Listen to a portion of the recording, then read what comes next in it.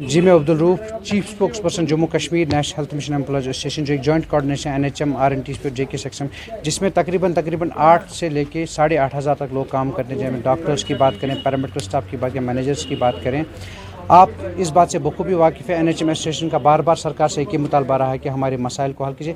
We have only 2 core demands. The main demand is regularisation for services and second is equal pay for equal work. If government will take a time for the regularisation policy, then to go for equal pay for equal work. आपके माध्यम से आज सरकार से पूछना चाहते हैं, 2018 में एक कमेटी फ्रेम की गई थी जिसमें जम्मू कश्मीर के टॉप ब्रास ब्यूरोक्रेट्स को रखा गया था, प्रिंसिपल सेक्रेटरी रैंक को रखा गया था। उनने एक रिपोर्ट भी सबमिट की थी सरकार को, मगर उस रिपोर्ट का कुछ पुरसाने हाल नहीं है, उस रिपोर्ट का अता पता कहीं नहीं है। दूसरी बात, 2018 जनवरी में तब की हुकूमत भाजपा और PDP की हुकूमत थी। On the floor of the house honourable health minister जो जम्मू कश्मीर के थे Shri Bali Bhagat, on the floor of house ने ये, जिसको असेंबली को मंदिर माना जाता है, उसमें उसने ये बात कही थी कि 1040 बंदों की जो फाइल हमने फाइनेंस डिपार्टमेंट को फॉरवर्ड की है उसका जल्द से जल्द अजाला हो जाए। मगर आज मेरे ख्याल से 3.5 साल होने को है, उसका कोई अता पता नहीं है, उस फाइल का कोई अता पता नहीं। नाम मुसद्दिक रफ़ीक है, मैं president RNTC employees association Jammu and Kashmir and Ladakh union territory.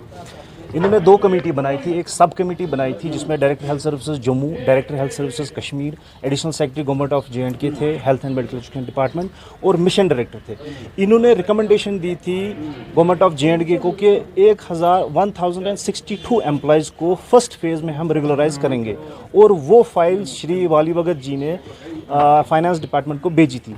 और उसके साथ साथ प्रिंसिपल सेक्रेटरी जो थे उन्होंने हाई एम्पावर कमेटी बनाई थी, जिनको दिया गया था कि वो फुली एक रोड मैप तैयार करेगी RNTCP, JK सेक्स और NHM एम्प्लॉयज़ के लिए। लेकिन आज तक उस कमेटी का कोई फेज़ हमारे सामने नहीं आया। हम सिर्फ गवर्नमेंट से यही मुतालबा करना चाहते हैं कि हम पिछले 20 साल से काम कर रहे हैं on contract, on consolidated salary. अगर आपने हमारे लिए एम्प्लॉयज़ के लिए वाकई कुछ सोच के रखा है, जो रिटन डॉक्यूमेंट हमारे पास भी है और गवर्नमेंट ऑफ JNK के पास भी है, मेमोरेंडम ऑफ अंडरस्टैंडिंग, तो उसमें जल्द से जल्द प्लीज़ काम कीजिए, क्योंकि हम भी एक डिग्निफाइड जो स्टेटस है वो भी चाहते हैं स्टेट गवर्नमेंट एम्प्लॉयज़ की तरह से, जैसे वो चाहते हैं कि लाएमल। तो ये तो मैं अगर कहूँ ये खाली 8,500 एम्प्लॉयज़ का मसला नहीं है, उन 8,500 के साथ उनकी फैमिलीज़ का मसला, उनकी रिलेशंस का मसला है, ये इन लैक्स चले जाते हैं।